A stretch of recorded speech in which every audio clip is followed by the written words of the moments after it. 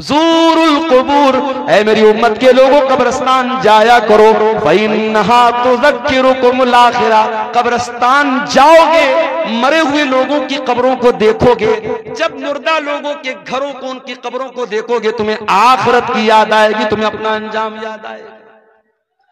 बिल्डिंगों में रहते हुए शायद मौत ना याद आए, बाल बच्चों के साथ हंसते खेलते हुए शायद तुम्हें मौत याद ना आए, दुनिया के पैसे गिनते हुए शायद तुम्हें मौत न याद आए, बैंक बैलेंस को चेक करते हुए शायद तुम्हें मौत याद ना आए, फेसबुक की रील्स देखते हुए शायद तुम्हें मौत याद ना आए, दुनिया की रंगीनियों में खो करके शायद तुम्हें मौत याद ना आए। लेकिन जब तुम कब्रिस्तान जाओगे, तुम देखोगे कल का करोड़पति भी उसी मिट्टी के अंदर लेटा हुआ है, कल का अरबपति भी उसी मिट्टी के अंदर लेटा हुआ है।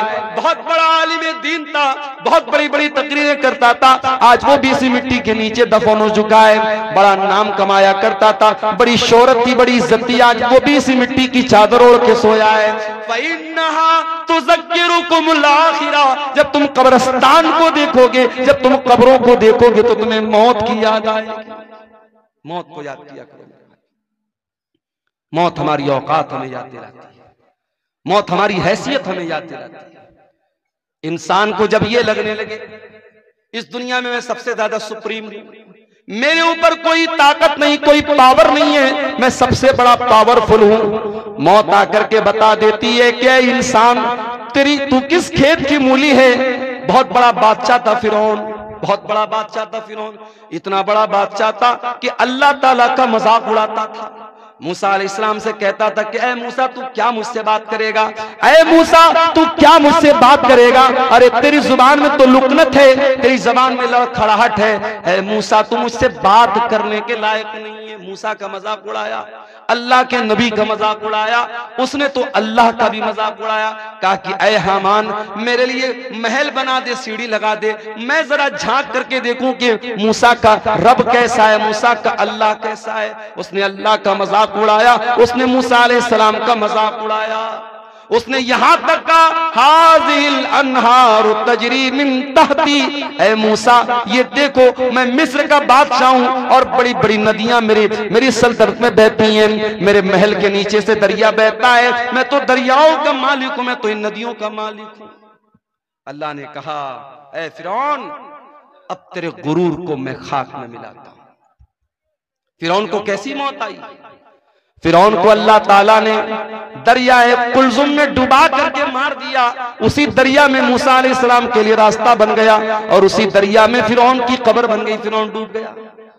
और फिरौन जब डूब गया तो अल्लाह ने फरमाया कम तरकू मिन जन्नातिन व उयून व ज़ुरूइन व मकामिन करीम व नामतिन कानू फाकिहीन।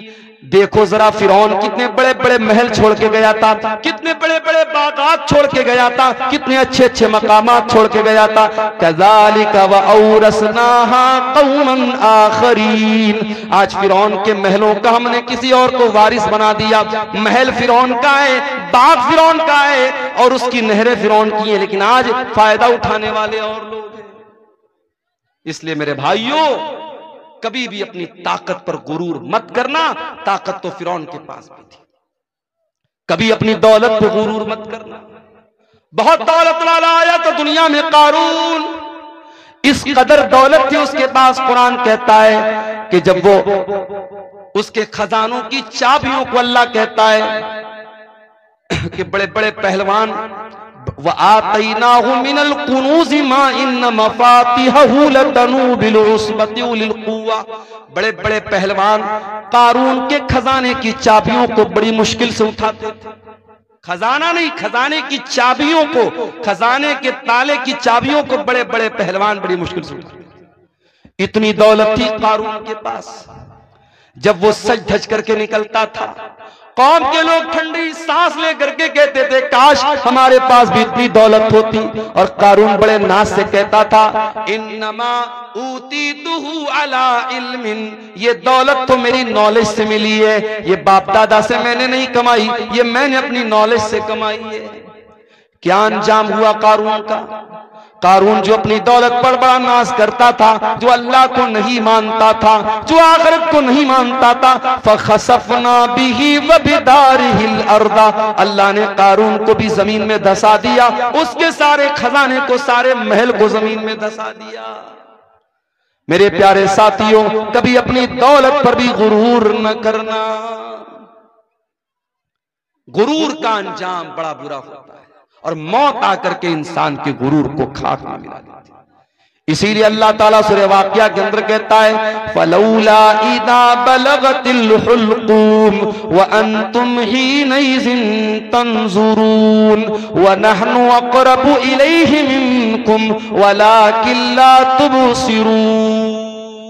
मेरे बंदो, जब जान निकलने का टाइम आता है, जब रूह निकलने का टाइम आता है और तुम देखते हो तुम्हारा करीबी इंसान मर रहा है, तुम्हारा बाप मर रहा है, तुम्हारी माँ मर रही है, तुम्हारी बीवी मर रही है, तुम अपनी आंखों से मरता हुआ देख रहे हो, लेकिन तुम कुछ नहीं कर सकते।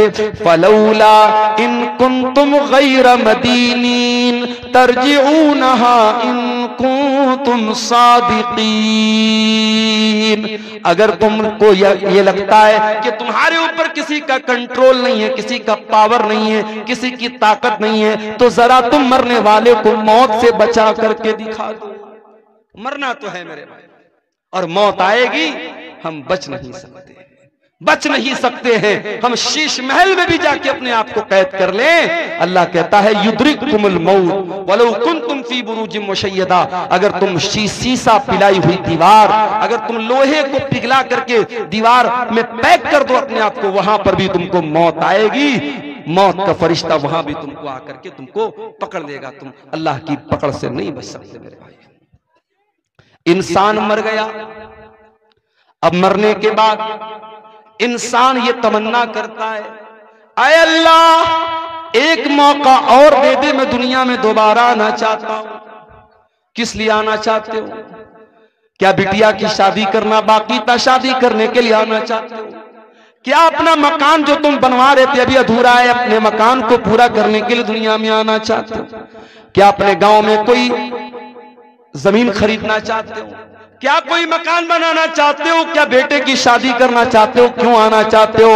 अल्लाह फरमाता है, हत्ता इदा जाअहदहुमुल मौत क़ाल रब्बिरजिऊन लअल्ली अअमलु सालिहन फीमा तरक्तु।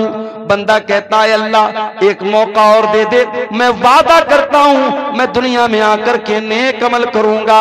आए अल्लाह अब मुझे समझ में आ गया है, अब दोबारा मैं दुनिया में आऊंगा तो मैं कोई तुझको नाराज करने वाला काम न करूंगा, कोई गुनाह का काम न करूंगा, कोई पाप न करूंगा। आए अल्लाह बस एक चांस और दे। अल्लाह फरमाता है मेरे बंदे, इन्नहा कलिमतुन हुवा क़ाइलुहा व मिन वराइहिम बरज़खुन इला यौम युबअतून। अल्लाह फरमाता है मेरे बंदे, अब तुझे कोई चांस मिलने वाला नहीं है। जो चांस मिला था मिल चुका, जो मौका मिलना था मिल चुका। एक ही मौका मिलेगा, एक ही चांस मिलेगा मेरे नौजवान साथियों। वो चांस हमें और आपको यहां मिला है। अब इस इम्तिहान में अगर हम फेल हो गए तो दुनिया में जिस तरीके से जो लोग मुजरिम होते हैं उनको दुनिया वाले जेल में डाल देते हैं, अल्लाह ताला ने अपने मुजरिमों के लिए भी एक जेल बनाई है और उस जेल का नाम जहन्नम है। और जहन्नम कितनी खतरनाक जेल है, कितनी खतरनाक कैद खाना है, कितना खतरनाक कैद खाना है और कितनी खतरनाक जगह है। आओ जरा कुरान में इसका नक्शा देखते हैं। अल्लाह कुरान के 30वें पारे में फरमाता है, इन्ना जहन्नम कानत मिरसादा लित्तागीन माबा लाबितीन फीहा अहकाबा। ये जहन्नम घात में बैठी है, ये जहन्नम प्रतीक्षा कर रही है, ये जहन्नम इंतजार कर रही है, ये जहन्नम इंतजार कर रही है किसका? अल्लाह के मुजरिमों का, अल्लाह के बागियों का, अल्लाह के कानून को तोड़ने वालों का, अल्लाह के कानून को तोड़ने वालों का ठिकाना है ये जहन्नम। लाबिसीन फीहा अहकाबा। और कोई ये न सोचे मैं तो शिर्क नहीं कर रहा हूं, मैं नमाज नहीं पढ़ रहा हूं तो क्या हो गया, मैं शराब पी रहा हूं तो क्या हो गया, मैं हराम खा रहा हूं तो क्या हो गया, मैं कोई शिर्क थोड़ी कर रहा हूं, अरे मैं जहन्नम में जाऊंगा तो कुछ दिन जाने के बाद मैं जन्नत में चला जाऊंगा। अगर इस गलत फहमी में हो मेरे प्यारे साथियों तो याद रखो जहन्नम के अजाब की जो सजा है वो एक पल भी बर्दाश्त करने के काबिल न होगी। और अल्लाह तो कह रहा है लाबिसीन फीहा अहकाबा। जहन्नम में कितने अरसे तक इंसान पड़ा रहेगा, अल्लाह का मुजरिम पड़ा रहेगा नहीं मालूम, बहुत लंबे टाइम तक जहन्नम में पड़ा रहेगा। दुनिया में जब टेम्परेचर हाई होता है इंसान को दो चीजों की जरूरत पड़ती है। राजस्थान में एक जगह है बाड़मेर, पूरे भारत में सबसे ज्यादा गर्मी वहीं पड़ती है। आप जाएंगे वहां नहीं रह पाएंगे, आप वो गर्मी बर्दाश्त नहीं कर पाएंगे। जिस तरीके से लेह और लद्दाख में 0 के नीचे पारा हो जाता है सर्दी के मौसम में और पूरे मकान और घरों में बर्फ जम जाता है, उस तापमान में और उस टेम्परेचर में हम और आप बहुत मुश्किल से रह सकते हैं, वैसे बाड़मेर की गर्मी में हम नहीं रह सकते। अभी हमारे इंडिया में 47 डिग्री की गर्मी सबसे ज्यादा मानी जाती है। अभी साइंटिस्ट लोगों का कहना है कि अगर ये गर्मी 50 तक पहुंच गई तो हालात बर्दाश्त के बाहर हो जाएंगे। और मैं एक बात अपनी तकरीरों में भी कहता हूं कि पानी की कदर किया करो मेरे भाई। ये जो पानी हम लोग बहाते हैं, फजूल बहाते हैं, सरकारी पानी आ रहा है, नल खोल दिया बह रहा है, एक बाल्टी पानी में नहा सकते हैं, 4-4 बाल्टी पानी में नहा रहे हैं। एक कपड़े को एक बाल्टी में धो सकते हैं, 10-10 बाल्टी बर्बाद कर रहे हैं। पानी को बर्बाद न करो मेरे भाइयों। अफ्रीका की राजधानी है केप टाउन। केप टाउन के अंदर जितना ग्राउंड के अंदर पानी है सब पानी खत्म हो चुका है। साउथ अफ्रीका की राजधानी है केप टाउन, वहां पानी खत्म हो चुका है ग्राउंड पर। और साइंटिस्ट का कहना है कि अगर भारत में पानी की बर्बादी नहीं रुकी तो 2040 तक भारत के बड़े बड़े शहरों में, दिल्ली, मुंबई, चेन्नई, बेंगलोर में ग्राउंड के अंदर, जमीन के अंदर का पानी खत्म हो जाएगा। पानी बहुत बड़ी नेमत है, पानी का इस्तेमाल बहुत एहतियात के साथ किया। हमारे नबी की सुन्नत भी है, हमारे नबी सल्लल्लाहु अलैहि वसल्लम बहुत कम पानी में वजू कर लेते थे और बहुत कम पानी में गुस्ल कर लेते थे। हमारे यहाँ तो माशाअल्लाह नल का इंतजाम है, टोटी का इंतजाम है, खोल लिया तो लोग बेदर्दी से पानी बहा रहे हैं। मेरे प्यारे साथियों, पानी की कदर करो, पानी बहुत बड़ी नेमत है। जब गर्मी बढ़ती है तो पानी की जरूरत पड़ती है, गर्मी बढ़ती है तो ठंडक की जरूरत पड़ती है। अल्लाह फरमाता है ला यदूकून फीहा बरदन वला शराबा। जहन्नम के अंदर ना तो जहन्नमियों को ठंडक मिलेगी ना पानी मिलेगा। प्यास लगेगी, पानी चाहिए, पानी भी नहीं है। गर्मी लगेगी, ठंडक चाहिए, ठंडक भी नहीं मिलेगी। इल्ला हमीमन व गस्साका। उनको मिलेगा तो खौलता हुआ गर्म पानी मिलेगा, उनको मिलेगा तो पीपो मवाद मिलेगा, उनको मिलेगी तो गलीज किस्म की चीजें मिलेंगी जो ना खा सकते हैं ना पी सकते हैं। अल्लाह, ये जहन्नमियों का हाल होगा। ला यदूकून फीहा बरदन वला शराबा इल्ला हमीमन व गस्साका जज़ाअन विफाका। अल्लाह फरमाता है ऐ मेरे बंदो, हम जहन्नमियों के साथ कोई जुल्म नहीं करेंगे, कोई अत्याचार उनके साथ न होगा। ये उनके करतूतों का फल होगा, ये उनके करतूतों की सजा होगी। हम तो इंसाफ करेंगे। जानते हो दुनिया में सबसे खतरनाक तराजू जो होता है वो ज्वेलर का तराजू होता है, सोनार का तराजू होता है। हो सकता है चंदे में कुछ औरतों ने अपने जेवरात भी दिए हों। औरतें जो नाक में नथिया पहनती हैं, आप सोनार क्या जाएंगे, सोनार अपने तराजू पर नाक की नथिया को रख के बता देगा इसका वजन। औरतें कान में बाली पहनती, बड़ी हल्की होती है, उस बाली को सोनार अपने तराजू पे रखेगा, उसका वजन सामने आ जाएगा। ये दुनिया के तराजू का हाल है। अल्लाह ताला कयामत के दिन भी एक तराजू रखेगा, और वो तराजू कैसा होगा? आओ कुरान में पूछते हैं अल्लाह ताला से। अल्लाह फरमाता है वनदउल मवाज़ीनल क़िस्त लियौमिल क़ियामह फला तुज़लमु नफ्सुन शैआ व इन कान मिस्क़ाल हब्बतिन मिन खरदलिन अतैना बिहा व कफ़ा बिना हासिबीन। हम कयामत के दिन इंसाफ का तराजू रखेंगे, और कयामत के दिन किसी के साथ कोई जुल्म सितम न होगा। एक राई के दाने के बराबर भी अगर कोई चीज होगी, अल्लाह फरमाता है मेरे तराजू पर सामने आ जाएगी। वकफा बिना हासिबीन, और मेरे बंदो जब हम हिसाब लेंगे तो एक एक चीज का हिसाब लेंगे, हम तो किसी को न छोड़ेंगे। फमन यामल मिस्क़ाल ज़र्रतिन खैरन यरा वमन यामल मिस्क़ाल ज़र्रतिन शर्रन यरा। एक जर्रा बराबर भी नेकी करोगे, एक जर्रा बराबर भी गुनाह करोगे, अल्लाह के तराजू पर सामने आ जाएगा।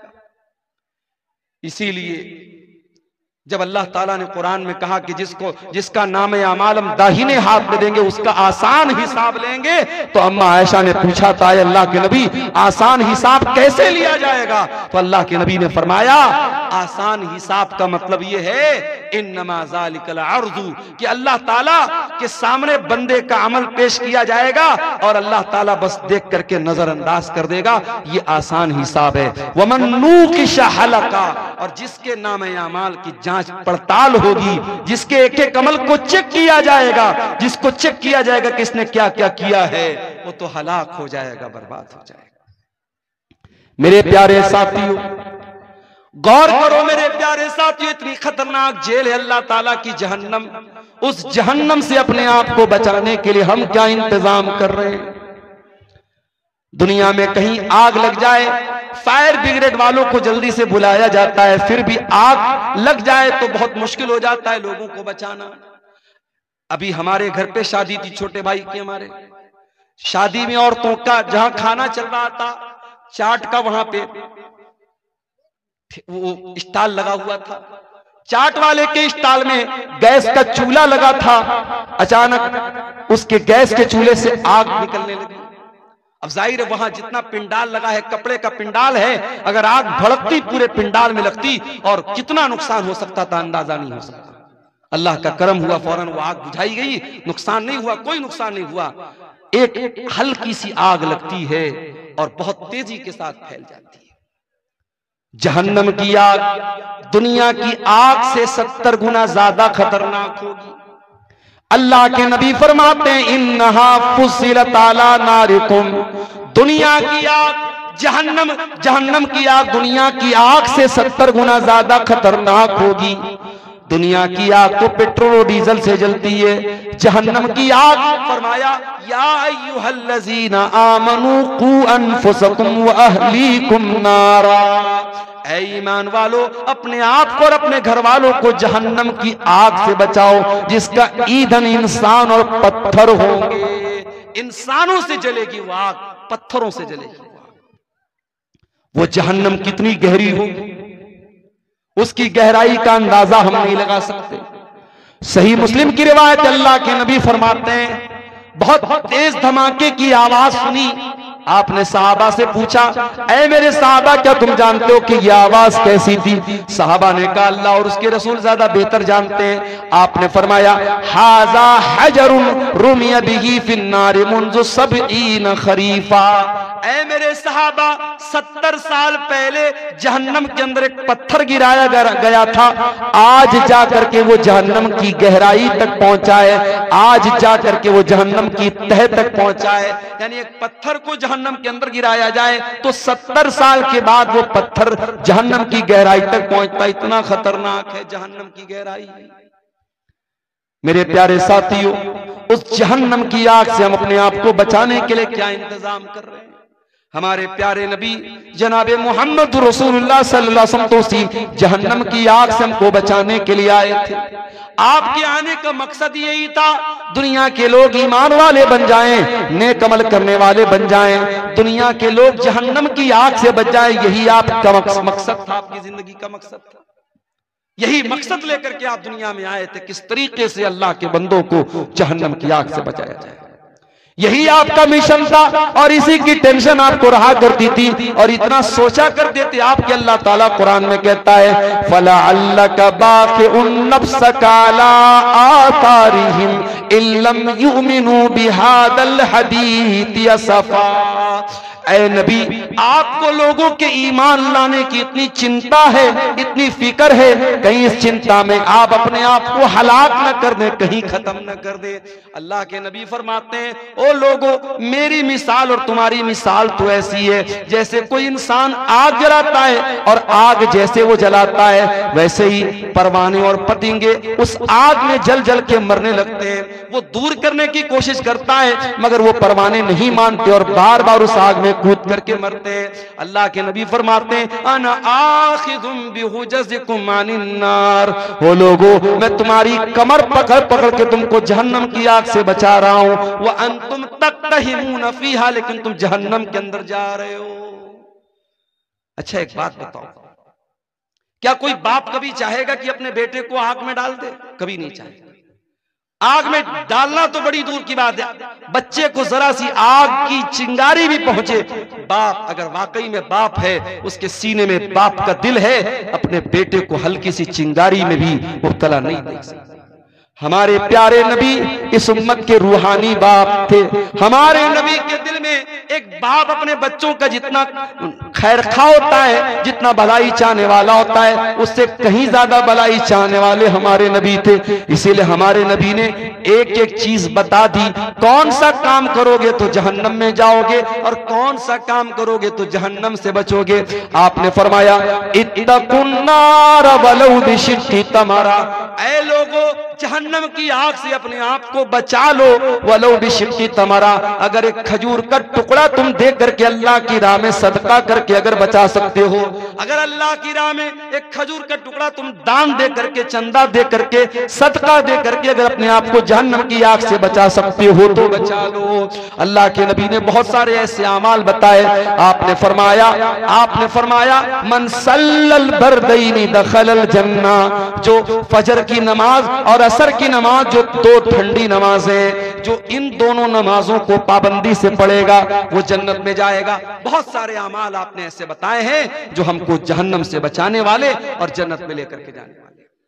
अब आइए कुछ ऐसे अमाल भी आपके सामने बयान करो जो जहन्नम में लेकर के जाने वाले, इसलिए कि बीमारी का इलाज ये भी होता है कभी कभी कि हम बीमारी को जान जाएं।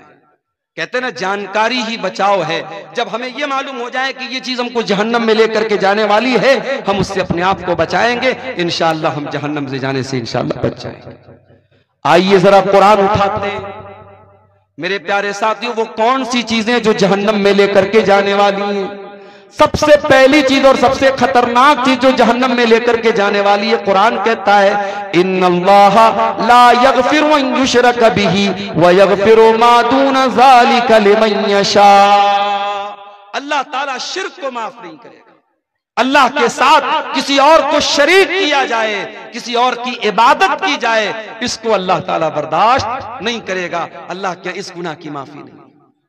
आज कितने मुसलमान हैं, उनके गले में देखो धागा पड़ा हुआ है, उनके हाथ में देखो धागा पड़ा हुआ है और वो धागे के ऊपर ये अकीदा रखते हैं कि जब तक ये धागा मैं पहने हुए हूं तब तक मैं बीमार न पड़ूंगा, मुझे नजर न लगेगी, मेरा बच्चा बीमार न पड़ेगा। मेरे प्यारे साथियों, कितने मुसलमान हैं जो बुतों के आगे नहीं तो कम से कम कब्रों के आगे जाकर के सजदा कर रहे हैं, कितने पेड़ के आगे जाकर के धागा बांध रहे हैं, कितने मुसलमान हैं जो जानवरों तक की बनाई हुई कब्रों पर जाकर के सर झुका रहे हैं। मौलाना अल्ताफ हुसैन हाली ने बड़ा सच्चा नक्शा खींचा था, कहा था करे गैर गर बुत की पूजा तो काफिर, कवाकिब में माने करिश्मा तो काफिर, झुके आग पर बहरे सजदा तो काफिर, जो ठहराए बेटा खुदा का तो काफिर, मगर मोमिनों पर कुशादा है राहें, परस्तिश करे शौक से जिसकी चाहे, नबी को जो चाहे खुदा कर दिखाएं, इमामों का रुतबा नबी से बढ़ाएं, मजारों पे जा जा के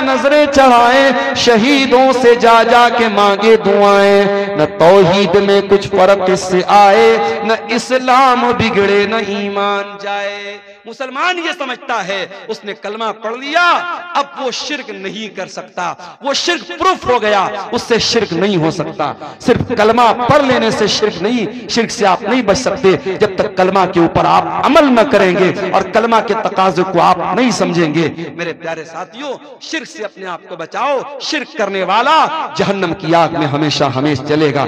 इन्नहु मन युशरिक बिल्लाहि फक़द हर्रमल्लाहु अलैहिल जन्नह व मअवाहुन नार व मा लिज़्ज़ालिमीन मिन अंसार। जो शिर्क करेगा वो हमेशा जहन्नम में रहेगा, उसका कोई मददगार नहीं। और आगे बढ़िए, शिर्क तो नहीं करता है इंसान, कुफ्र करता है। कुफ्र का मतलब क्या होता है? जितनी चीजों पर ईमान लाना अनिवार्य है, जरूरी है, उसमें से किसी चीज का इनकार कर देना। अब ये भी नोट कर लो कि 6 चीजों पर ईमान लाना जरूरी है। अल्लाह पर, उसके फरिश्तों पर, उसकी किताबों पर, उसके रसूलों पर, कयामत के दिन पर और तकदीर पर। ये 6 चीजें हैं जो ईमान के अरकान है, जो पिलर्स ऑफ ईमान है। इन 6 में से किसी का भी इनकार कर दे, कोई फरिश्तों को ना माने, कोई अल्लाह की किताबों को ना माने, कोई कयामत को ना माने, कोई तकदीर को ना माने, इन 6 चीजों का इनकार करने वाला काफिर है, काफिर। और अल्लाह फरमाता है वमन यकफुर बिल ईमान फक़द हबिता अमलुहु व हुवा फिल आखिरति मिनल खासिरीन। कि ईमान लाने के बाद अगर कोई कुफ्र करेगा, कोई कलमा पढ़ने के बाद इन चीजों में से किसी चीज का इनकार करेगा, तो वो बर्बाद हो जाएगा दुनिया में भी और आखिरत में। तो मेरे भाइयों, शरीयत में जितनी चीजें फर्ज है, जरूरी है, अगर उनका भी कोई इनकार करता है, मिसाल के तौर पर अगर कोई रोजा नहीं रखता है तो गुनहगार है, लेकिन अगर कोई रोजे का इनकार करता है तो काफिर है। कोई नमाज नहीं पढ़ता है तो गुनहगार है, लेकिन अगर कोई नमाज का इनकार करता है तो वो काफिर है। कोई ज़कात नहीं देता है तो गुनहगार है, कोई ज़कात का इनकार कर दे तो काफिर है। कोई हज नहीं कर रहा है ताकत के बावजूद तो वो गुनहगार है, फासिक है, लेकिन अगर हज का इनकार कर दे, हज की फर्जियत का इनकार कर दे तो वो काफिर हो जाता है। तो ये दूसरी चीज है जो जहन्नम में लेकर के जाने वाली है।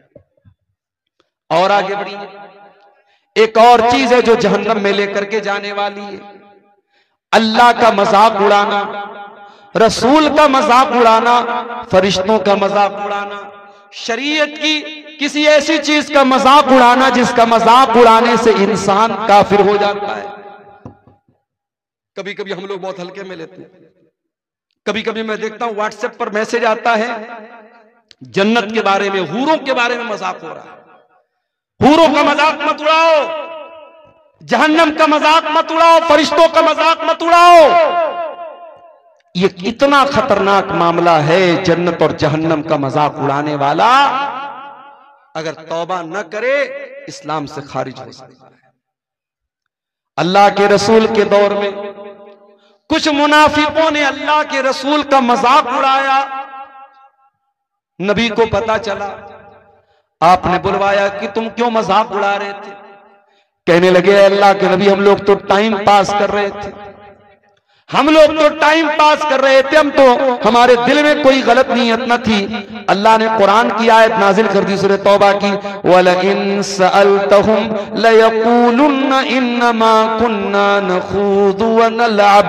ऐ नबी, अगर आप इनसे पूछेंगे कि तुम क्या कर रहे थे, ये बोलेंगे हम तो हंसी मजाक कर रहे थे, हम तो टाइम पास कर रहे थे। कुल बिल्लाहि व आयातिही व रसूलिही कुंतुम तस्तहज़िऊन।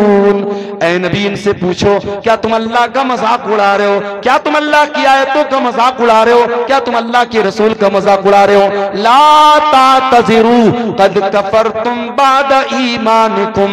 अब तुम कोई बहाना पेश न करना। तुम जब अल्लाह का तुमने मजाक उड़ाया, तुमने रसूल का मजाक उड़ाया, तुमने अल्लाह की आयतों का मजाक उड़ाया तो तुम काफिर हो गए। आजकल 72 हूरों पर फिल्में आ रही है बॉलीवुड की। खबरदार, ये फिल्में आपके अकीदे को कमजोर करने के लिए बनी हैं। और इस्लाम की अकबर इलाहाबादी ने कहा था इस्लाम की फितरत में कुदरत ने लचक दी है, उतना ही ये उभरेगा जितना के दबाव।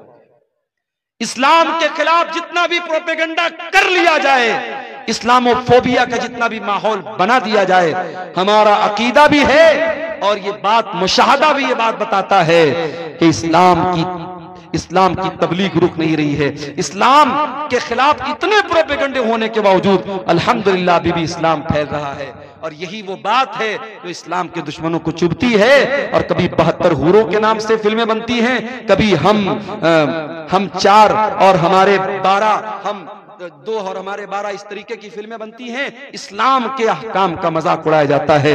और अफसोस की बात यह कि बहुत सारे मुसलमान भी इस तरीके की फिल्मों को देखते हैं और प्रमोट करते हैं। मेरे प्यारे साथियों, याद रखिए, अल्लाह का, उसके रसूल का, उसकी आयतों का मजाक उड़ाना, अल्लाह की शरीयत का मजाक उड़ाना, ये इतना खतरनाक गुनाह है जो इस्लाम को इंसान से खारिज कर सकता है। हमारी बहुत सारी बहनें नकाब नहीं पहनती, नकाब नहीं पहनती। ये उतने बड़े अफसोस की बात नहीं है कि वो नकाब नहीं पहनती। अफसोस की बात यह है कि वो नकाब के ऊपर कमेंट करती हैं और कहती हैं, अरे मौलाना साहब, ये नकाब आप लोगों ने अपने मन से इसको निकाला है, इस्लाम में इसकी कोई हैसियत नहीं है। यहां तक औरतें कहती हैं, जो पर्दा से दूर भागती हैं, जो बेहया औरतें होती है, वो कहती हैं, अरे पर्दा वर्दा क्या होता है, इंसान का दिल पाक होना चाहिए, इंसान की नजर पाक होनी चाहिए। मेरे प्यारे साथियों, एक लड़की घर से नकाब पहन करके नहीं निकलती है, वो बहुत बड़ा गुनाह करती है। मगर एक लड़की नकाब नहीं पहनती है और साथ में वो नकाब का मजाक उड़ाती है और नकाब को इस्लाम के अहकाम में से, पर्दे को इस्लाम के अहकाम में से निकालने की कोशिश करती है। ऐसी औरतों को जाकर के कुरान की ये आयत पढ़ के सुना दो, या अय्युहन नबिय्यु कुल लिअज़वाजिका व बनातिका व निसाइल मुमिनीना युदनीना अलैहिन्ना मिन जलाबीबिहिन्ना ज़ालिका अदना अन यु'रफ़ना फला यु'ज़ैन। ऐ नबी, अपनी बीवियों से कह दीजिए, अपनी बेटियों से कह दीजिए और तमाम मुसलमान औरतों से कह दीजिए कि जब वो अपने घर से निकला करें तो अपने ऊपर जिल्बाब डाल लें, अपने ऊपर नकाब डाल लें, अपने ऊपर ऐसी चादर डाल लें जिससे उनका शरीर ढक जाए, जिससे उनका बदन ढक जाए। अल्लाह फरमाता है ये पर्दा उनकी पहचान बन जाएगा, ये पर्दा बता देगा कि ये नकाब पहनने वाली औरतें, ये पर्दा करने वाली औरतें, और कोई उनको छेड़ने की हिम्मत न कर सकेगा। मेरे प्यारे साथियों, जो लोग ये बोलते हैं कि दिल साफ होना चाहिए, पर्दा करने की कोई जरूरत नहीं है, मैं उनसे पूछता हूं, इस दुनिया में क्या सहाबे किराम से भी ज्यादा कोई साफ सुथरे दिल वाला आया था? नबियों के बाद, अल्लाह के पैगंबरों के बाद अगर सबसे ज्यादा पाक और साफ दिल वाला कोई आया था तो नबी के सहाबा आए थे। और इस दुनिया में सबसे नेक औरतें अगर थी तो नबी की बीवियां थी। लेकिन कुरान कहता है नबी की बीवियों के बारे में भी कि उनको भी पर्दा करना है। और अल्लाह ताला अपने नबी के सहाबा से कहता है कि जब तुम अपने नबी के घर में जाओ और तुम्हें कोई सामान मांगना है नबी की बीवियों से, फस्अलूहुन्ना मिन वराई हिजाब, तो पर्दे की आड़ से मांगो, डायरेक्ट मत जाओ। ज़ालिकुम अतहरु लिकुलूबिकुम व कुलूबिहिन्ना, इसी में तुम्हारे दिल की भी पाकी है, इसी में उनके दिल की भी पाकी है। मेरे प्यारे साथियों, कुरान 1400 साल पहले बता रहा है कि पर्दा करने के बाद दिल पाक होता है, पर्दा के बगैर दिल पाक नहीं।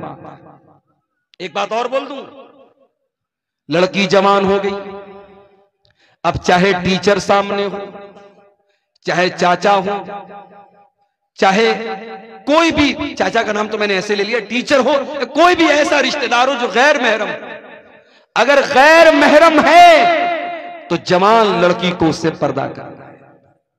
वहां ये नहीं चलेगा कि साहब मेरे गांव के हैं। मैंने एक मरतबा तकरीर में बोल दिया था, बड़ा उस पर बवाल भी हुआ, एक लड़की के बारे में जो बहुत मशहूर हुई थी पूरे इंडिया में। वो नकाब में एक स्कूल कॉलेज में जा रही थी और उसके ऊपर जब फिरका परस्तों ने हमला करने की कोशिश की, उसने नारे तकबीर लगाया था, पूरी दुनिया में उस लड़की का बड़ा नाम वायरल हुआ था। लेकिन बाद में एक और वीडियो आया जिसमें मैंने देखा कि एक अजनबी आदमी, एक कोई भी अजनबी आदमी उसके घर जाता है उसको शाबाशी देने के लिए और उस जवान लड़की के कंधे पर हाथ रखता है, तो जाहिर है कि हम उस लड़की के जज्बे की अपनी जगह कदर करते हैं, मगर जो चीज गलत है वो गलत रहेगी। शरीयत ये कहती है कि अगर कोई मर्द बहुत नेक है और कोई औरत बहुत नेक है, लेकिन अगर दोनों गैर महरम हैं तो दोनों को प्राइवेसी अगर मिलेगी, दोनों तन्हाई में मिलेंगे, अकेले में मिलेंगे, तो तीसरा शैतान। ला यखलुवन्ना रजुलुम बिइम्रातिन इल्ला वसालिसुहुम शैतान। अगर कोई मर्द किसी औरत के साथ अकेले में होगा तो तीसरा शैतान। चाहे लड़की आलिमा हो, लड़का आलिम हो, लड़की बहुत अपने दौर की नेक हो और लड़का अपने दौर का बहुत बड़ा अल्लाह का वली हो, अगर लड़का और लड़की, मर्द और औरत अगर गैर महरम हैं और अकेले में मिल रहे हैं तो तीसरा शैतान होगा। मेरे प्यारे साथियों, आप सोच नहीं सकते हमारी शरीयत ने कहां कहां से समाज में पनपने वाली बुराइयों को रोका है। ये जो आज हम रोना रोते हैं ना, समाज बड़ा दूषित हो रहा है, बड़ा गंदा हो रहा है, ये बेहयाई बड़ी फैल रही है, ये गंदगी बड़ी फैल रही है। क्यों फैल रही है, कभी इस पर आपने गौर किया? आज इतने बड़े बड़े जलसे और प्रोग्राम होने के बावजूद हमारे इलाकों की शादियों में आज भी वो तमाम बुराइयां हो रही हैं जिससे उलमा मना करते हैं। तमाम बेपर्दगी हो रही है शादी ब्याह में जो इस्लाम के अंदर हराम है। तमाम रस्मों रिवाज पर अमल हो रहा है जिसकी कोई हैसियत नहीं इस्लाम के अंदर। आपने शादी भी, मैं गाड़ी लेकर के आ रहा था, 4 व्हीलर लेकर के बीरपुर में जब पहुंचा, हमारे ड्राइवर साहब ने देखा कि पूरे दोनों तरफ फाटक लगा हुआ है। मैंने ड्राइवर साहब से कहा कि लग रहा है मौलाना तारिक साहब ने बहुत दूर तक गेट लगवाया, बड़ा लंबा चौड़ा इंतजाम है। आगे बढ़ा तो पता लगा साहब शादी हो रही है, कोई शादी थी और ऐसी शादी थी, दूर दूर तक गेट लगा हुआ है और गाना बज रहा है, डीजे बज रहा है। आज वो किसी गैर मुस्लिम की शादी थी। बताना ये चाहता हूं कि आज एक दिन की शादी की खुशी के नाम पर लोग लाखों रुपए खर्च करते हैं, और गैर मुस्लिम की बात नहीं, मुसलमान भी करता है। अभी उत्तर प्रदेश के मेरठ शहर में एक शादी हुई, वहां दुल्हे को शादी के मौके पर 2.5 करोड़ रुपए मिले हैं और निकाह पढ़ाने वाले मौलवी साहब को 11 लाख रुपए मिले हैं। और एक रस्म होती है घड़ी पहनाई, दुल्हे को साली लोग घड़ी पहनाती हैं, उस घड़ी की पहनाई की जो है वो जो पैसा उसका दिया गया 11 लाख रुपए उसका दिया गया। हमारे यहाँ मदरसे में एक दिन चर्चा चल रही थी कि मदरसे में पढ़ाना छोड़ के चल के हम लोग मेरठ में निकाह पढ़ाए, एक निकाह का 11 लाख रुपया मिला। तो ये मुसलमान के हालात हैं इस कौम के, जिस कौम के बच्चे भूखे मर रहे हैं, जिस कौम की औरतें, बेवा औरतें खाने को तरस रही हैं, जिस कौम की यतीम बच्चियां बदकारी का रास्ता अपना रही हैं, उस कौम के नौजवान शादी ब्याह पर इतनी फजूल खर्ची कर रहे हैं। उत्तर प्रदेश के सिद्धार्थनगर में एक शादी हुई, मुसलमान की शादी है और नोटों की बारिश कर रहा है दुल्हा, 20 लाख रुपए उसने पानी की तरह बारात में बहा दिए।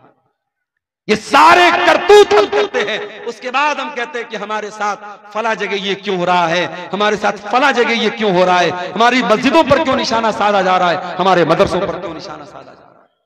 मेरे प्यारे साथियों, हमें अपना मुहासबा करने की जरूरत है, अपने गिरबानों में झांकने की जरूरत है। मेरे नबी ने तो निकाह को इतना आसान कर दिया, आपने फरमाया इन आज़मन निकाही बरकतन इसरुहु मऊनतन, सबसे ज्यादा बरकत उस निकाह में होती है जिसको सबसे कम खर्च में निपटाया जाए।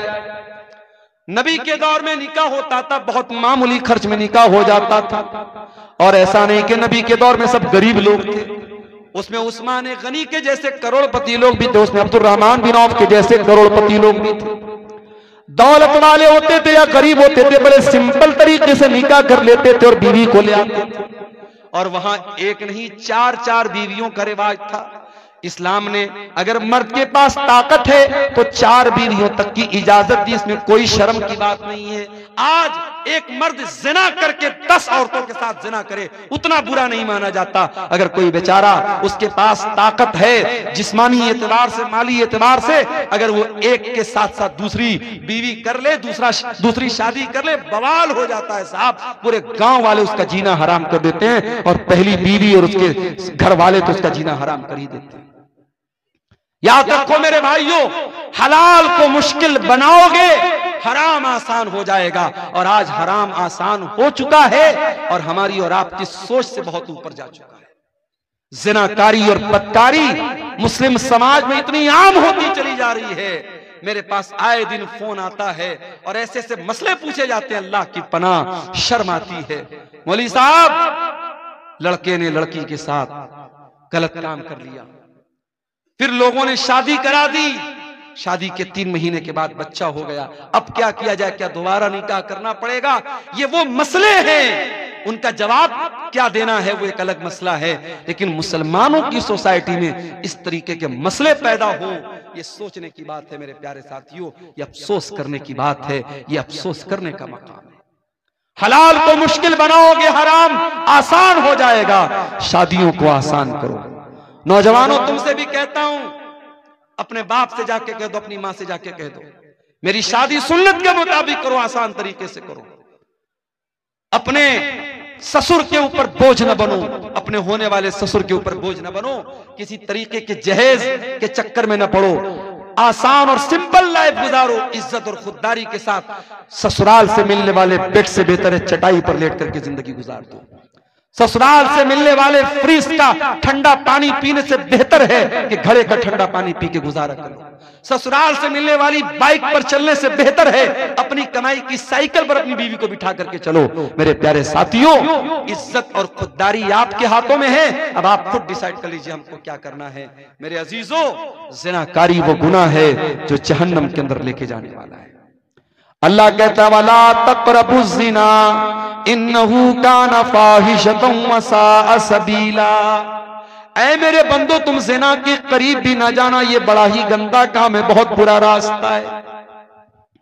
अल्लाह के नबी की आदत थी, फजर की नमाज पढ़ने के बाद आप सहाबा की तरफ अपना चेहरा कर लेते थे और आप सहाबा से पूछते थे, क्या तुमने कोई ख्वाब देखा है? सहाबे किराम अपना ख्वाब बयान करते थे, अल्लाह के प्यारे नबी अपना ख्वाब बयान करते थे। एक दिन अल्लाह के नबी ने अपना ख्वाब बयान किया, उस ख्वाब में अल्लाह ताला ने अपने नबी को जहन्नम के अजाब के बहुत सारे मनाजिर दिखाए थे। बहुत लंबी हदीस है, मैं पूरी हदीस आपके सामने नहीं पढ़ना चाहता हूँ, उसका एक टुकड़ा आपके सामने पढ़ना चाहता हूँ कि अल्लाह के नबी ने उस ख्वाब में देखा कि आपका गुजर एक ऐसी जगह से हुआ जो तंदूर के जैसी जगह थी।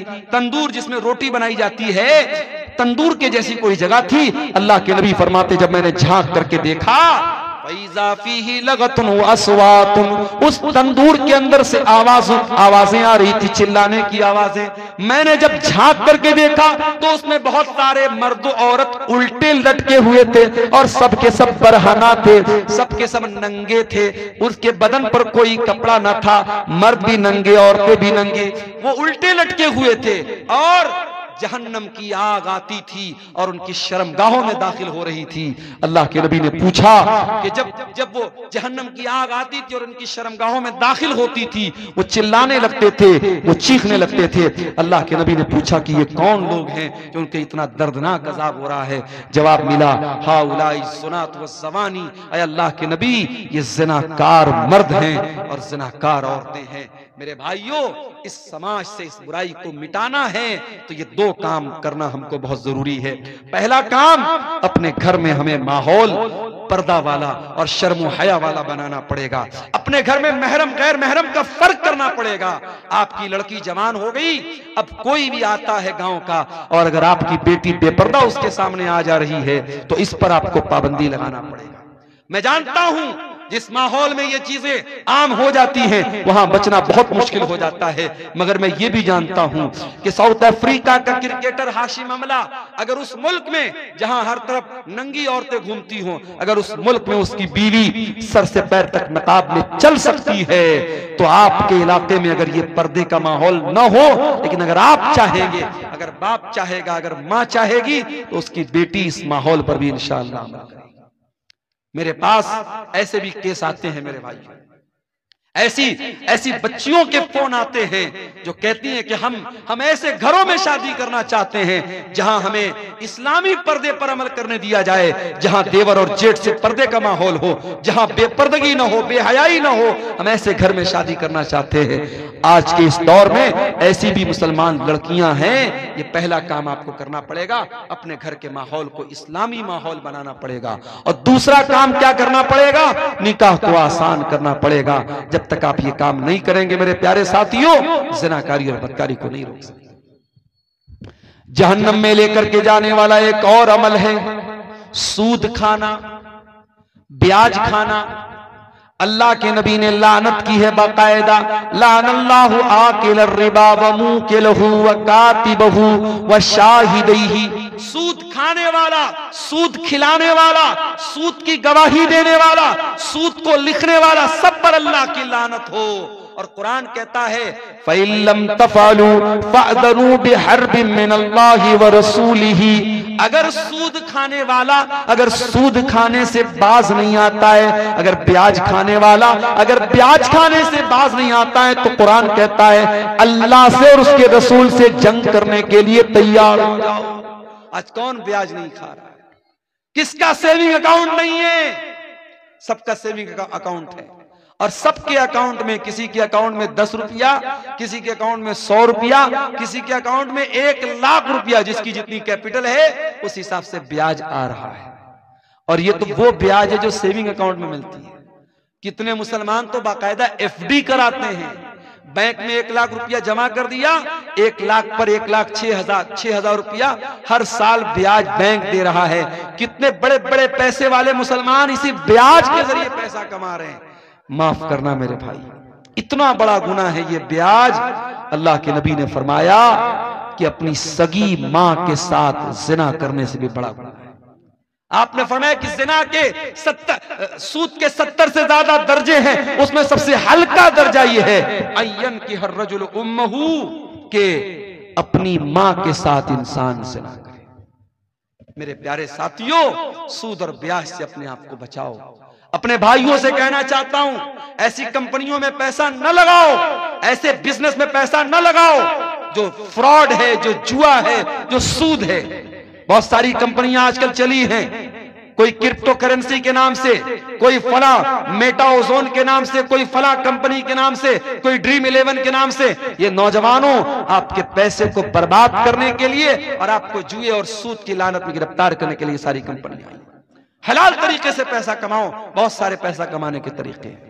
तो ये सूद और ब्याज भी मेरे भाइयों जहन्नम में लेकर के जाने वाला अमल है। अब 2-4 बातें और बयान करूंगा और जाते जाते एक अपील करके जाऊंगा। आप जानते हैं हमारे शेख तारिक साहब का ये इदारा चल रहा है और अल्हम्दुलिल्लाह 600-650 यहाँ बच्चे तालीम हासिल कर रहे हैं। इस इदारे के लिए ये जलसा हुआ है, आप इसका ताउन करते हुए यहाँ से जाएंगे। आखिरी 2-4 बातें और सुन लीजिए, फिर हम बात खत्म करेंगे। रात के तकरीबन 2 बज रहे हैं। आप जहन्नम में लेकर के जाने वाले अमल की बात कर रहा हूं मेरे अजीजों। जहन्नम में लेकर के जाने वाला एक और अमल है, और वो अमल है जुल्म करना। अगर जुल्म करोगे, अत्याचार करोगे, तो ये अमल भी जहन्नम में लेकर के जाने वाला है। अल्लाह के नबी फरमाते हैं, सही मुस्लिम की रिवायत है, सिनफान मिन अहलिन नारी लम अरहुमा।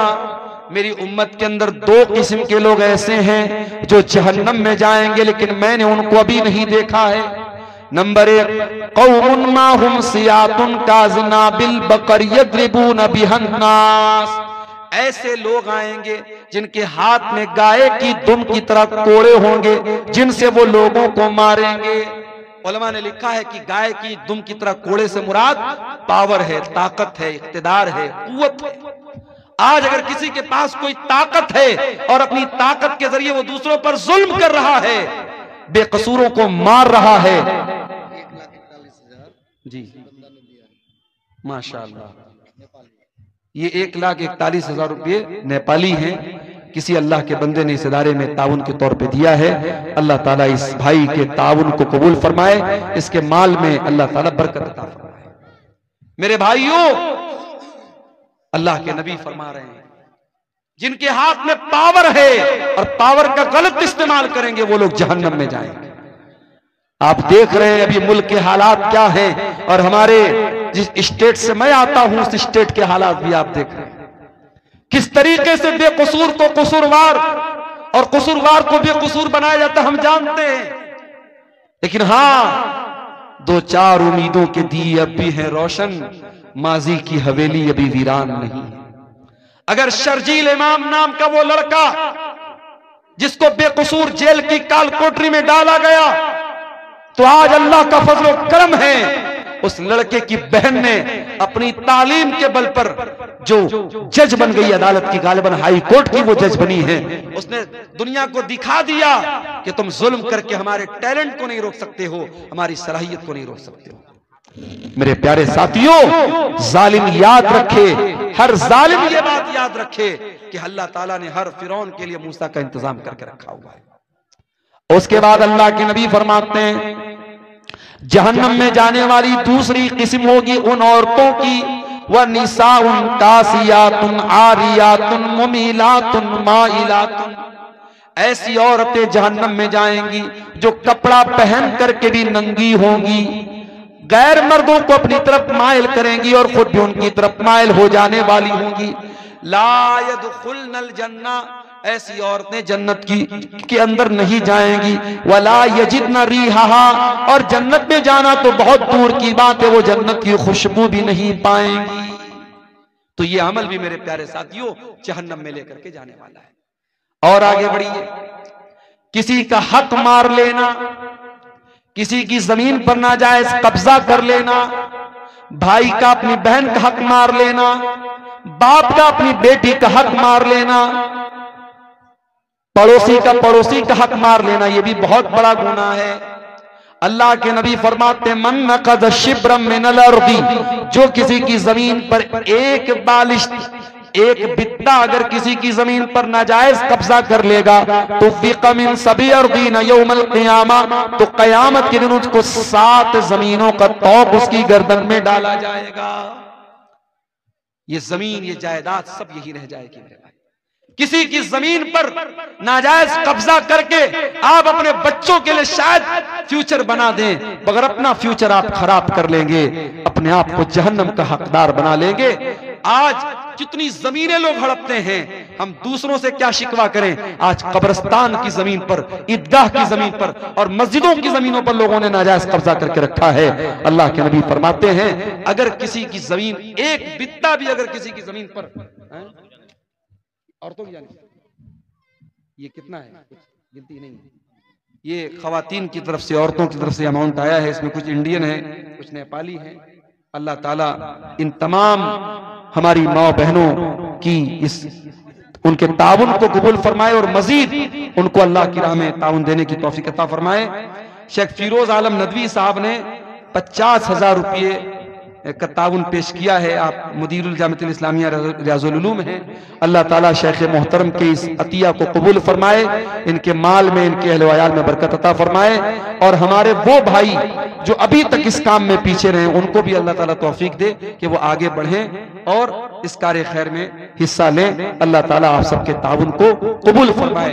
तो मेरे अजीजों, जहन्नम में लेकर के जाने वाला एक अमल, इंसान दूसरे का हक मारता है, ये भी एक बहुत बड़ा अमल है।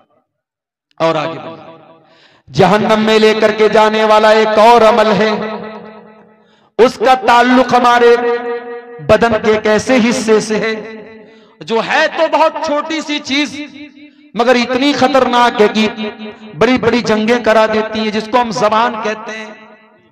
जबान का गुनाह भी इंसान को जहन्नम में लेकर के जाता है।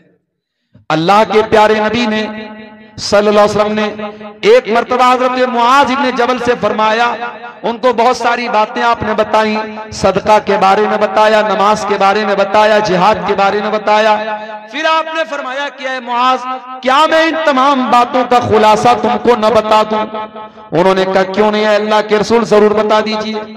आपने अपनी जबान की तरफ इशारा करके फरमाया, अम्लिका लैका लिसानक, ऐ मुआज़ अपनी जबान को कंट्रोल कर लो, ये सारी चीजों का खुलासा है।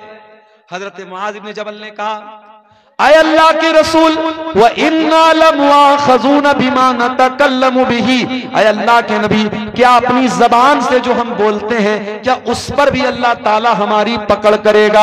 आपने फरमाया, ऐ मुआज़, मैं तो तुमको बहुत समझदार आदमी समझता था। ऐ मुआज़, तेरी माँ तुमको गुम कर दे वहल युकब्बुन्नासु अला मनाखिरिहिम इल्ला हसाइद अलसिनतिहिम, कयामत के दिन लोग अपनी नाक के बल घसीट करके जहन्नम में जाएंगे इसी अपनी जबान की करतूतों से। ये गाली इसी जबान से बकी जाती है, किसी की इज्जत इसी जबान से उतारी जाती है। ये कसीमुद्दीन साहब हैं कोई, इन्होंने 9,500 रुपये का घेरा कद्र ताउन इस इदारे के लिए दिया है। अल्लाह ताला इनके ताउन को कबूल फरमाए। ये किसी और भाई ने भी 500 रुपया दिया है। अल्लाह ताला इन तमाम चंदा देने वालों के चंदे को कबूल फरमाए, इनकी नेकी को अल्लाह कबूल करे, इनके माल में बरकत अता फरमाए। मेरे अजीजों, जहन्नम में लेकर के जाने वाली बहुत बड़ी चीज जबान से किए जाने वाले गुनाह है। गीबत, चुगली, किसी की इज्जत उतारना, किसी को जलील करना, ये सारे काम इसी जबान से किए जाते हैं। खबरदार, अपनी जबान को संभाल करके रखो मेरे प्यारे साथियों। कहते हैं मन समत नजा, जो खामोश रहा वो बच गया। और अल्लाह के नबी सल्लल्लाहु अलैहि वसल्लम फरमाते हैं कि जो अल्लाह के ऊपर और कयामत के दिन के ऊपर ईमान रखता है, फल यकुल खैरन औ लियस्मुत, वो बोले तो अच्छी बात बोले वरना चुप रहे। मेरी प्यारी माँ और बहनों, आप सभी कहना चाहूंगा, अपनी जबान पर काबू रखिए। जबान से किए जाने वाले गुनाह भी औरतों को जहन्नम में लेकर के जाएंगे। मर्दों को तो लेके जाएंगे ही जाएंगे, औरतों के ज्यादा जहन्नम में जाने की वजह उनकी जबान होगी। और आगे बढ़िए, एक और गुनाह है जो जहन्नम में लेकर के जाता है। हर जुमा के खुतबे में हम सुनते हैं, वकुल्लु मुहद्दसतिन बिदा वकुल्लु बिदातिन ज़लाला वकुल्लु ज़लालतिन फिन्नार। ये एक और भाई ने 100 रुपए का ताउन दिया है, अल्लाह ताला इसको भी कबूल फरमाए।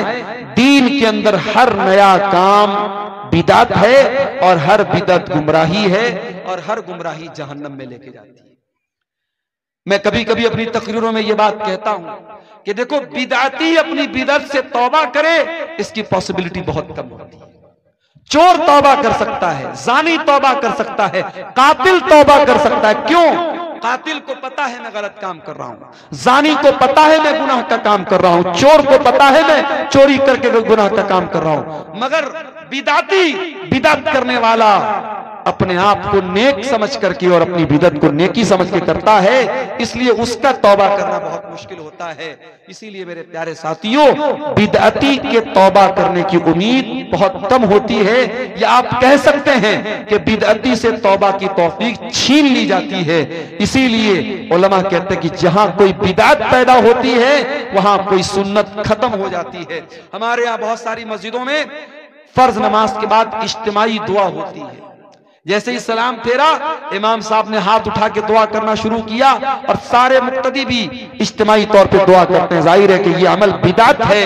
इनफरादी तौर पर तो इंसान दुआ कर सकता है, मगर इज्तिमाई तौर पर सारे लोग मिलकर के दुआ करें, ये साबित नहीं है, ये बिदात है। और इसका नुकसान क्या होता है कि नमाज के बाद के जो अज़कार हैं वो लोग नहीं पढ़ते और ऐसे ही उठ के चले जाते हैं। तो मेरे साथियों, बिदअत से अपने दामन को हमें बचाना है। बिदअती कयामत के दिन अल्लाह के प्यारे नबी के हाथों से कौसर का जाम भी उसको नसीब नहीं होगा। ये मजीद 1000 रुपए का ताउन एक भाई ने और पेश किया है, अल्लाह इसको भी कबूल फरमाए। अभी हमारे एक भाई ने पीछे से कहा कि कुछ लोग टाइम के पहले अजान दे देते हैं। टाइम के पहले, चाहे असर की अजान हो चाहे फजर की अजान हो, अगर जो टाइम है बहुत सोच समझ करके जंतरी बनाई गई, टाइमिंग बनाई गई है, इस टाइमिंग से पहले अगर कोई अजान देता है तो ये भी गलत है। इसी तरीके से बात जगहों पर देखा गया कि कब्रिस्तान में मुर्दे को दफनाने के बाद वहां खड़े होकर अजान दे रहे। भाई ये क्या है? कहते साहब हम अजान दे करके शैतान को भगा रहे हैं यहां से, ताकि हमारा जो मुर्दा है उससे सवाल जवाब में आसानी हो जाए। माफ कीजिए, मुर्दे की आसानी के लिए दुआ करने का हुक्म है, अजान देने का हुक्म नहीं है। इसलिए मेरे अजीजों, आप बिदअत के हर तरीके से अपने आप को बचाइए। एक भाई पूछ रहे हैं कि रियाकारी से बचने का क्या तरीका है? रियाकारी से बचने का एक तरीका तो यह है कि आप जब भी कोई नेकी करें, इस एहसास के साथ और इस फीलिंग के साथ करें कि किसी को पता न चले, चुपके से नेकी करो। वो कहावत है ना, नेकी कर दरिया में डाल, ये एक आदत डाल लें। दूसरी बात है कि अपनी नेकी के बारे में बयान न करे लोगों से। और फिर तीसरी चीज ये है कि अगर आप रियाकारी से बचना चाहते हैं तो जिंदगी में कुछ अमल ऐसा करके जाइए जो बिल्कुल सीक्रेट हो, आपको पता हो, अल्लाह को पता। अल्लाह ताला ने कुरान करीम में अपने नेक बंदों के बारे में फरमाया, वयुतीमून अत्ताम अला हुब्बिही मिस्कीनन व यतीमन व असीरा। मेरे नेक बंदे मिस्कीनों को, यतीमों को, कैदियों को खाना खिलाते हैं और कहते हैं इन्नमा नुतइमुकुम लिवजहिल्लाह ला नुरीदु मिनकुम जज़ाअन वला शुकूरा, कि हम तुमको अल्लाह ताला को राजी करने के लिए खिला रहे हैं, हमें कोई बदला नहीं चाहिए, कोई शुक्रिया नहीं चाहिए। बस उस वक्त दुनिया को मालूम भी नहीं था कि इस नाम का कोई आदमी धरती पर आने भी वाला है। दुनिया में इंसान अपनी दौलत, अपनी शोहरत, अपने नाम पर गुरूर करने से पहले अपना वो दौर भी याद करे जब वो कुछ नहीं था।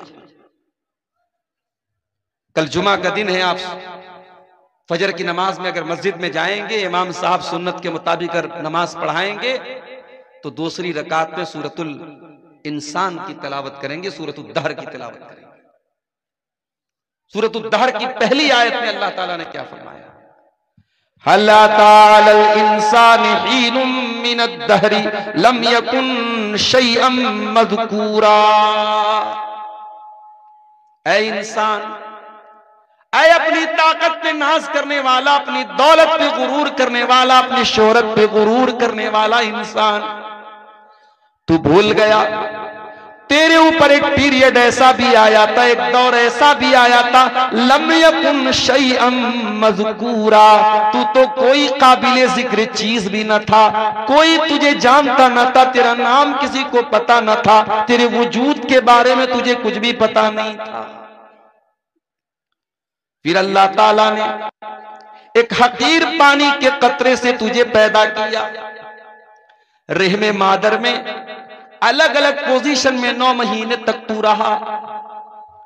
फिर तेरी पैदाइश का टाइम आया, तू दुनिया में रोते हुए आया। तेरा बाप हंस रहा था, तेरे घर वाले हंस रहे थे, लेकिन तू रोता हुआ, चिल्लाता हुआ दुनिया में आया। तो तू रो रहा था, सब हंस रहे थे। और एक दिन ऐसा भी आएगा जब तू चुपचाप दुनिया से चला जाएगा और तेरे जाने पर तेरे घर वाले रोते रह जाएंगे। रोता हुआ इंसान आता है और रुलाता हुआ दुनिया में छोड़ के सबको चला जाता है। इंसान की जिंदगी बस रोने और रुलाने के दरमियान है। मेरे प्यारे साथी, इंसान इस दुनिया में आया, 50 साल की जिंदगी उसको अल्लाह ताला ने दी, 60 साल की जिंदगी उसको अल्लाह ताला ने दी। जवानी का दौर उसने देखा, बुढ़ापे का दौर उसने पाया, ताकत भी उसको मिली, दौलत भी उसको मिली। सवाल ये पैदा होता है, ये जिंदगी अल्लाह ताला ने क्यों दी है? इस जिंदगी का मकसद क्या है? इस जिंदगी का उद्देश्य क्या है? इस जीवन का उद्देश्य क्या है? इस जिंदगी का पर्पस और मकसद क्या है? कुरान का 29वां पारा उठाओ, अल्लाह ताला हमारी पैदाइश का मकसद बयान करता है। फरमाया अल्लज़ी खलक़ल मौत वल हयात लियब्लुवकुम अय्युकुम अहसनु अमला। मेरे बंदो, हमने जीवन और मृत्यु का जो सिस्टम बनाया है, हमने तुमको जो पैदा किया है, हमने मौत को बनाया, हमने जिंदगी को बनाया। क्यों बनाया? लियब्लुवकुम, हम तुम्हारा इम्तिहान लेना चाहते हैं, हम तुम्हारी परीक्षा लेना चाहते हैं, हम तुम्हें जांचना चाहते हैं कि कौन अच्छा अमल करने वाला है, कौन अल्लाह को राजी करने वाला अमल करता है, कौन ऐसा अमल करता है जो अल्लाह की नजर में अच्छा है। दुनिया की नजर में अच्छा है कि नहीं, अल्लाह क्या ये मैटर नहीं करता।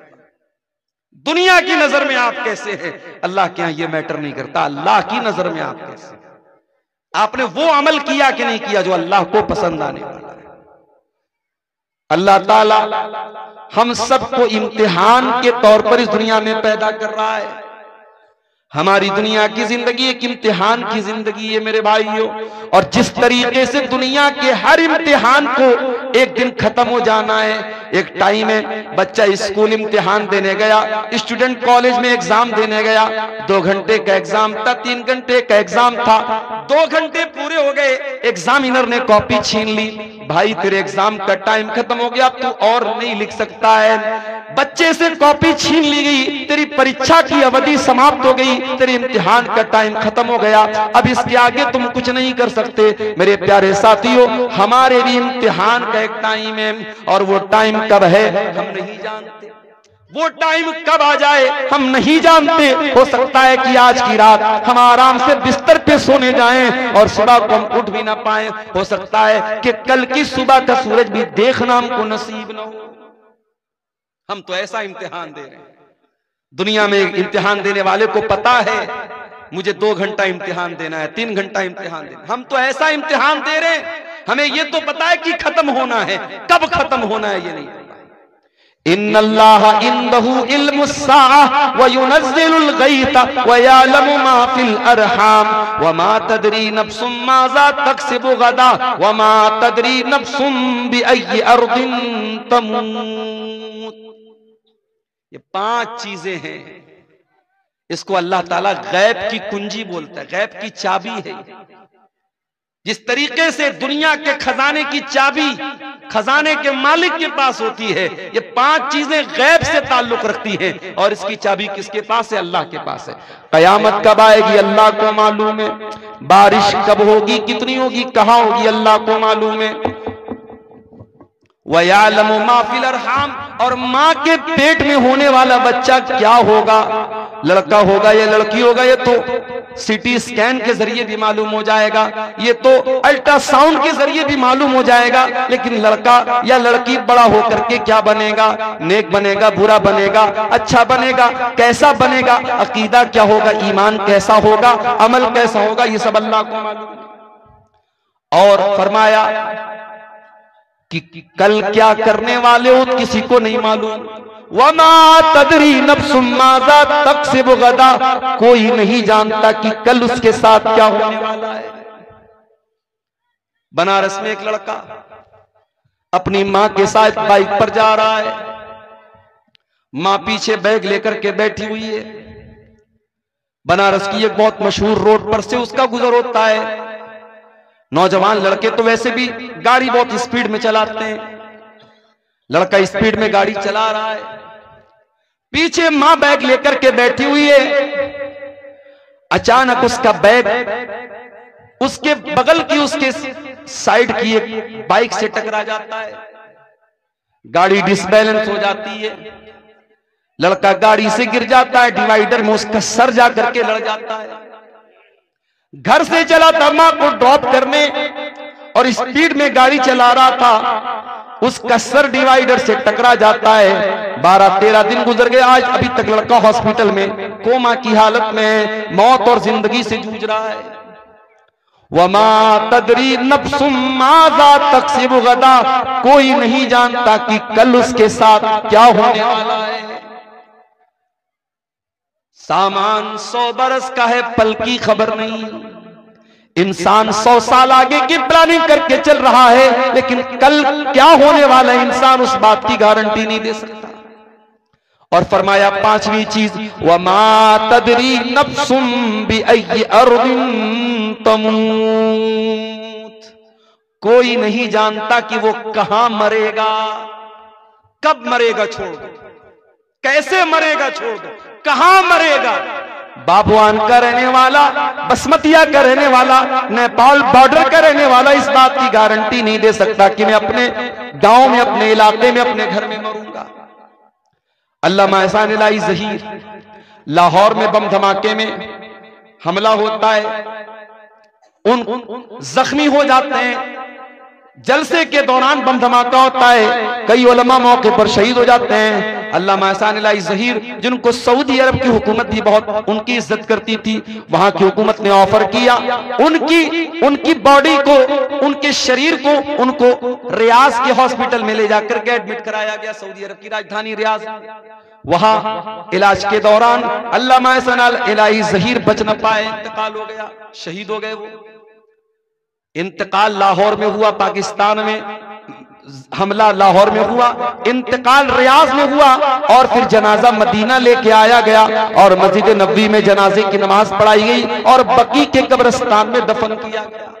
वमा तदरी नफ्सुम बिअय्यि अर्ज़िन तमूत, कोई नहीं जानता कहां मरेगा, कब्र की मिट्टी नसीब होगी कि नहीं होगी, घर वाले उसकी मिट्टी दे पाएंगे कि नहीं दे पाएंगे, इस बात की भी कोई गारंटी नहीं है। मेरे भाइयों, हम और आप तो वो इम्तिहान दे रहे हैं, हमें तो ये भी पता नहीं इम्तिहान की कॉपी कब छीन ली जाए।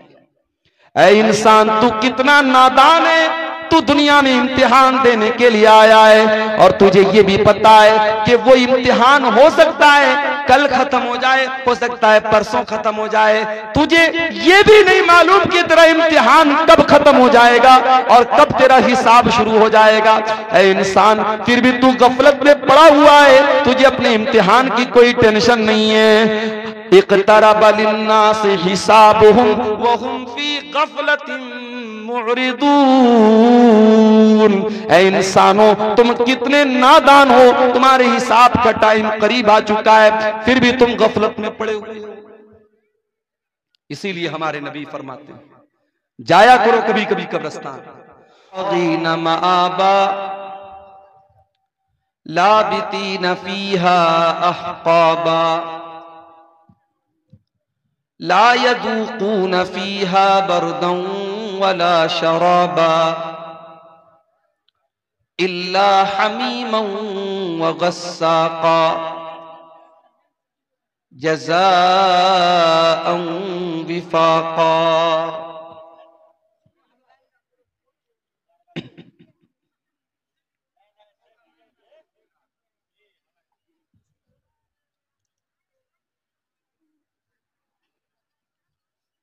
एक नात के चंद अशार समाप्त फरमाए।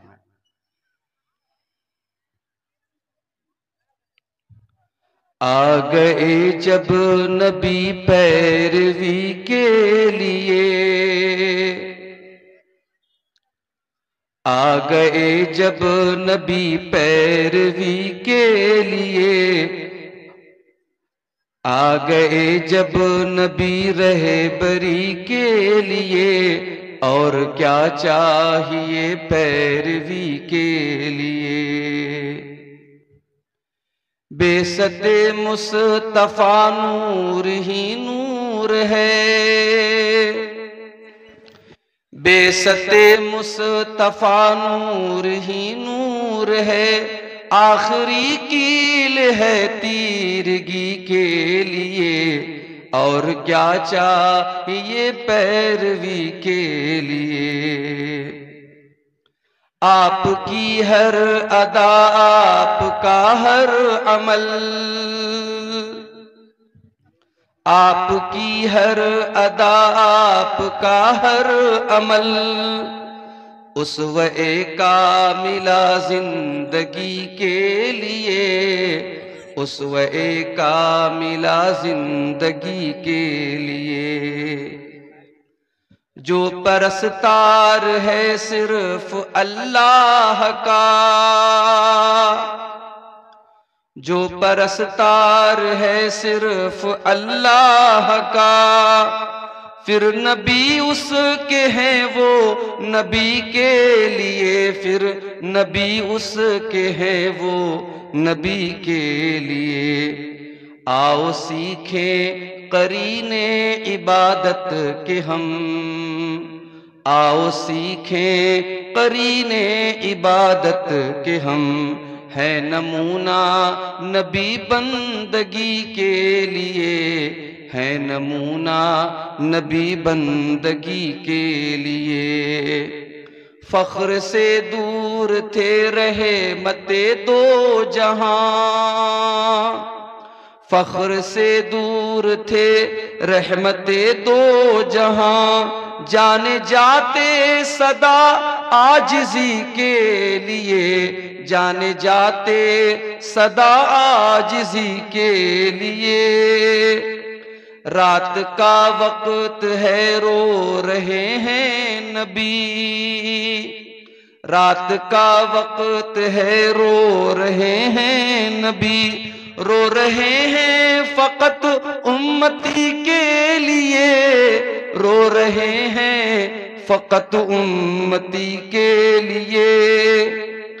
जिसके दिल में सहाबा की उल्फत नहीं, जिसके दिल में सहाबा की उल्फत नहीं, फिर कहाँ उस में उल्फत नबी के लिए, फिर कहाँ उस में उल्फत नबी के लिए। जामे कौसर भी किस्मत में उसके नहीं, जामे कौसर भी किस्मत में उसके नहीं। सिर्फ अफसोस है, सिर्फ अफसोस है बिदअती के लिए, सिर्फ अफसोस है बिदअती के लिए। शान अहमद में जाहिद ये लिखना तेरा, शान अहमद में जाहिद ये लिखना तेरा, शान अहमद में जाहिद ये लिखना तेरा, है सआदत तेरी जिंदगी के लिए। आ गए जब नबी रहे बरी के लिए, और क्या चाहिए पैरवी के लिए। सदर मोहतरम, उलमाए किराम, मोहतरम बुजुर्गों, नौजवान भाइयों, माओ और बहनों, प्यारे बच्चों, मैं बहुत ही खुशनसीब अपने आप को महसूस कर रहा हूं। नेपाल बॉर्डर के करीब बाबुआन नाम के इस इलाके में शेख तारिक मदनी हफिज़हुल्लाह की दावत पर इस अजीमुशान प्रोग्राम में आ जाने की सआदत नसीब हुई। शेख तारिक साहब ने ये प्रोग्राम तकरीबन 5 महीना पहले अप्रैल में ही तय कर दिया था। उसी वक्त मुझसे तारीख ली थी और हालात प्रोग्रामों के ताल्लुक से बहुत साजगार नहीं है, सफर के लायक अभी मेरी पोजीशन नहीं है। फिर भी चूंकि शेख का प्रोग्राम बहुत पहले से लिया हुआ था, इसलिए आ जाना जरूरी भी था। और अल्हम्दुलिल्लाह बहुत ही कामयाब प्रोग्राम मुनक्किद हुआ। और अभी मुझसे पहले आपने बंगला जुबान के बहुत ही जाने माने आलिम दीन और खतीब शेख बदरुद्दुजा नदवी हफिज़हुल्लाह का खिताब बंगला ज़बान में समाअत किया। और उनसे पहले भी बहुत सारे उलमा के बयानात हुए हैं। अल्लाह ताला उन तमाम उलमा की मेहनतों को कबूल फरमाए और हम सबको कहने सुनने से ज्यादा अमल की तौफीक अता फरमाए, आमीन। मेरे भाइयों, दुनिया में हर कंट्री में, हर देश में अपराधियों को सजा देने के लिए कानून होता है, अदालत होती है, पुलिस होती है। पुलिस का काम होता है जराइम को रोकना, अदालत का काम होता है इंसाफ के तकाजे को पूरा करना। और अदालत में जब किसी मुजरिम का जुर्म साबित हो जाए तो तकरीबन दुनिया के हर देश में एक सिस्टम है जिसको हम जेल बोलते हैं, कैद खाना बोलते हैं।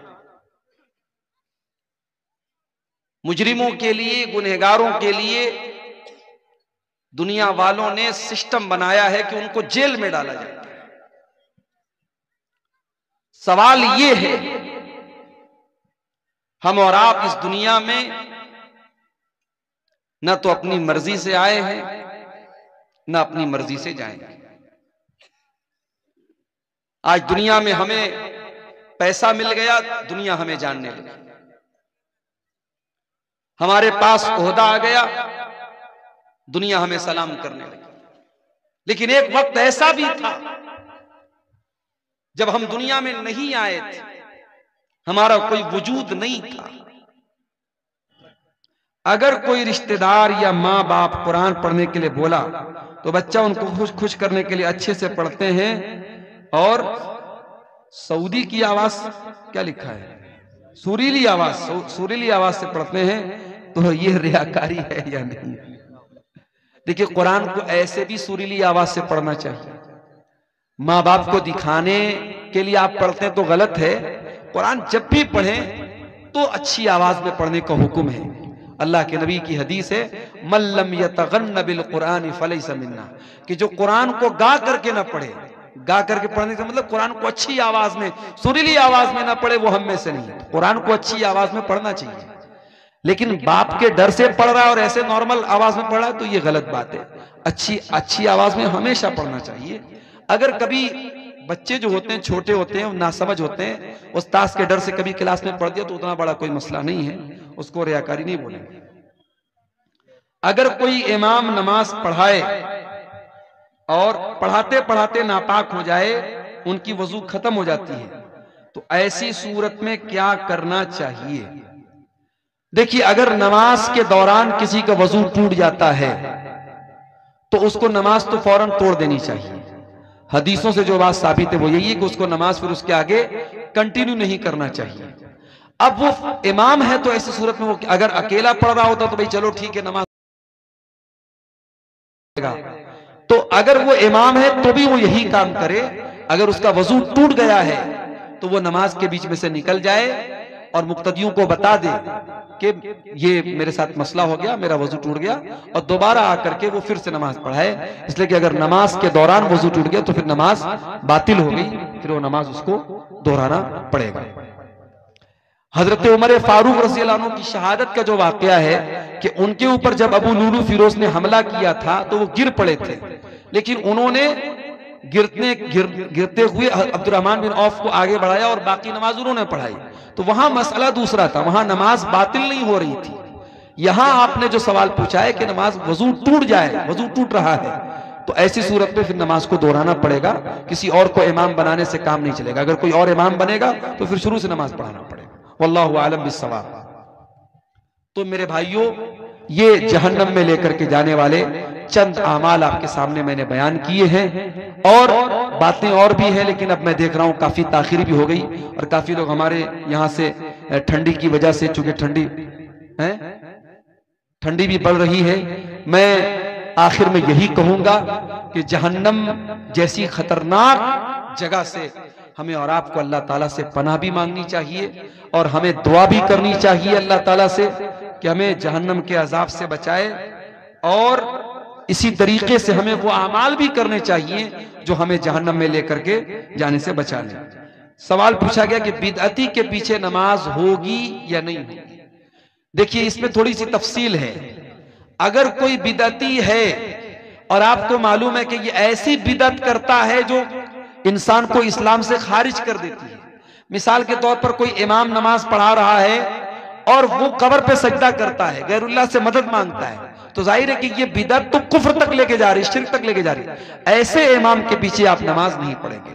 लेकिन अगर कोई बिदअती है लेकिन उसकी बिदअत ऐसी बिदअत नहीं है जो कुफ्र तक लेके जाती हो, तो वो बिदअती है, गुनहगार है, लेकिन उसके पीछे आप नमाज पढ़ सकते हैं। लेकिन जानबूझ करके कसदन अच्छे इमाम को छोड़ करके, मुत्तबे सुन्नत इमाम को छोड़ करके ऐसे बिदअती इमाम के पीछे नमाज नहीं पढ़े। जहां मजबूरी की बात हो, आप बाजार में जा रहे हैं, मार्केट में जा रहे हैं और कोई मस्जिद आ गई, तो वहां आप नमाज पढ़ सकते हैं। लेकिन अगर ये कन्फर्म है कि वो बिदअती जो है वो कोई शिरकिया अमल कर रहा है, तो फिर उसके पीछे आप नमाज नहीं पढ़ेंगे। अल्लाह ताला से दुआ है रब्बुल आलमीन हमें नेक अमल और अच्छी समझ की तौफीक अता फरमाए। रब्बुल आलमीन इस इदारे को जिस इदारे की तरफ से आज का प्रोग्राम हुआ है, शेख तारिक साहब का ये इदारा है, अल्लाह इस इदारे को दिन दूनी रात चौगुनी तरक्की अता फरमाए। जिन भाइयों ने ताउन पेश किया है, अल्लाह उनके ताउन को कबूल फरमाए। जो अभी तक पीछे रह गए हैं, अल्लाह उनको आगे बढ़ करके इस कार्य खैर में हिस्सा लेने की तौफीक अता फरमाए। अल्लाह ताला हम सब की इस हाजिरी को कबूल फरमाए। आमीन व आखिर दावाना अनिल हम्दुलिल्लाहि रब्बिल आलमीन।